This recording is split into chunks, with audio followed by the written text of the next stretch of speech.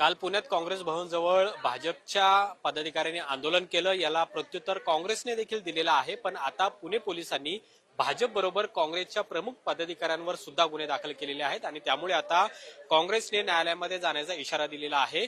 नेमकं काय हे प्रकरण आहे आणि आता जी काँग्रेसची बैठक झालेली आहे त्याच्यामध्ये काय निर्णय झालेला आहे हे जाणून घेणार आहोत. आपल्या सोबत काँग्रेसचे नेते प्रशांत जगताप आहेत. दादा, काय बैठकीमध्ये तुमच्या ठरलेलं आहे? बैठक अजून पण चालू आहे, पण मला एका पूर्वनियोजित कार्यक्रमापुढे जावं लागतं. पण हे असं असताना आजच्या बैठकीमध्ये कार्यकर्त्याच्या भावना खूप तीव्र आहेत आणि वेदनादायी. त्याचं कारण आहे की कालच्या एकूण आंदोलनामध्ये पुणे पोलिसांची भूमिका ही पक्षपातीपणाची होती. तर त्याच्यामध्ये त्या संदर्भात मान्य उच्च न्यायालयामध्ये या संदर्भात दाद मागावी असे विषय, दोन विषय आहेत. एक तर पुणे पोलिसांनी काँग्रेस भवनच्या 100 मीटर पलीकडे जाऊन भाजपच्या कार्यकर्त्यांना अडवणं या ठिकाणी अपेक्षित असताना या ठिकाणी आमच्या सीमा भिंतीपर्यंत हे आंदोलन कसं आलं. त्याचबरोबर हे आंदोलन होत असताना शहरातला मुख्य रस्ता म्हणजे काँग्रेस भवनचा महानगरपालिकेकडे जाणारा रस्ता तब्बल 2 तास नाही का या ठिकाणी भाजपच्या कार्यकर्त्यांनी अडवून ठेवला. त्यामुळे त्यांना त्यांची डेअरिंग वाढीन त्यांनी या ठिकाणी थेट दगडफेक आणि बाटल्या फेक करायला सुरुवात केली. तर पुणे पोलिसांनी कुठल्या अधिकारात हा रस्ता रोको करण्यासाठी परवानगी दिली, त्यांची रस्ता रोको होऊन सुद्धा त्यांच्या गुन्हा का दाखल केला नाही, हा आम्ही मान्य उच्च न्यायालयासमोर हा मुद्दा आणणार आहोत. त्याचे फुटेज आमच्या ताब्यात आहेत. आणि दुसरा विषय त्याच्यामध्ये मान्य महापौर मंजुषाताई नागपुरे या आंदोलनामध्ये आल्या, त्यांनी चिथावणीखोर भाषण केलं.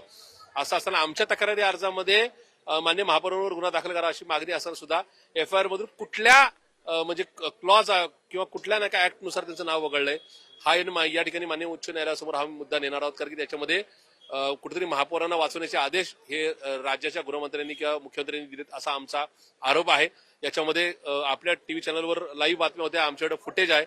याच्यामध्ये क्लिअर कर मान्य महापौर ह्या भाषण करतायत, काँग्रेसला बघून घेऊ अशी भाषा करतायत. त्याच्यामुळे या कालच्या दगडफेकीला मान्य महापौर जबाबदार आहेत असा आमचा थेट आरोप आहे. आणि मान्य महापौरांचं सुद्धा या ठिकाणी आरोपीमध्ये नाव असावं ही काँग्रेस पक्षाची मागणी आहे. आणि आम्हाला आमच्या सीमा भिंतीमध्ये तिन्ही नाका गेट बंद करून पुणे पोलिसांनी कुठल्या अधिकारात डांबून ठेवलं होतं.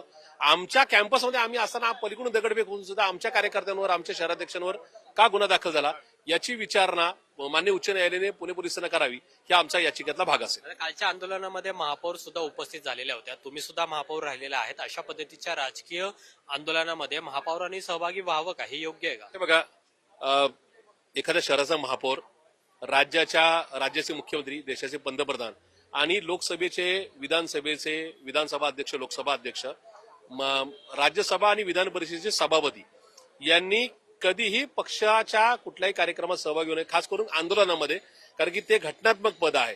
मी सुद्धा पुणे शहराचा महापौर होतो. माझ्या पक्षाने त्यावेळेस मला संस्कार दिले होते की या ठिकाणी पक्ष कुठल्याही आंदोलन करत त्या आंदोलनामध्ये महापौरांनी येऊ नये, सार्वजनिक कार्यक्रमात मात्र सहभागी व्हावं, पुण्याचे, महाराष्ट्राचे, देशाचे जे कार्यक्रम असतील त्याच्यामध्ये सहभागी व्हावं. पण मान्य महापौर मंजुषाताई नागपूर यांना कदाचित त्यांच्या पक्षाने किंवा त्यांच्या वरिष्ठांनी या ठिकाणी त्या संदर्भातली समज दिली नसेल. ती समज आता किमान कालच्या हिंसक आंदोलनानंतर तरी द्यावी अशी या ठिकाणी अपेक्षा मी भाजपवाल्यांकडून या ठिकाणी निश्चित व्यक्त करतो. आता पोलीस आयुक्त असं म्हणतात की या आंदोलनाची कोणतीही, म्हणजे हे आंदोलन हिंसक वळणावर जाईल अशी कोणतीही इनपुट त्यांच्याकडे नव्हते असं ते म्हणतायत. आता याचा अर्थ त्यांचा LIB रिपोर्ट, त्यांची विशेष शाखा, त्यांचा क्राईमची मंडळी किंवा त्यांची नाही का SB शाखा याच्यामध्ये फेल ठरले असं याचा अर्थ होतो. त्यांनी पलीकडून लाठ्या काठ्या सगळं आणलं होते, दगड आणली होती. आणि पलीकडे सगळे नाही का डांबरी रस्ते, तिथं दगड असण्याचा काही विषयच नाही. याचा अर्थ हे सगळं असताना आणि मुळातच कुठल्याही कार्यालयाच्या बाहेर 100 मीटर पलीकडे जाऊन आंदोलनाला परवानगी दिली जाते. पोलिसांनी इथं आमच्या सीमा भिंतीपर्यंत परवानगी देऊन सुद्धा पुणे पोलिसांनी जर अशा प्रकारच्या हिंसक आंदोलनाची आम्हाला कल्पना नव्हती असं बोलत असेल तर ही या ठिकाणी पुणेकरांची आणि महाराष्ट्र शासनाची थट्टा आहे असं माझ्या सरकार वाटतं. खूप धन्यवाद दादा आमच्याशी बोलल्याबद्दल. कॅमेरामॅन तुषार नानावरेसह अमोल धर्माधिकारी, लोकशाही मराठी, पुणे. लोकशाही मराठी ऐका, पहा, जागरूक रहा.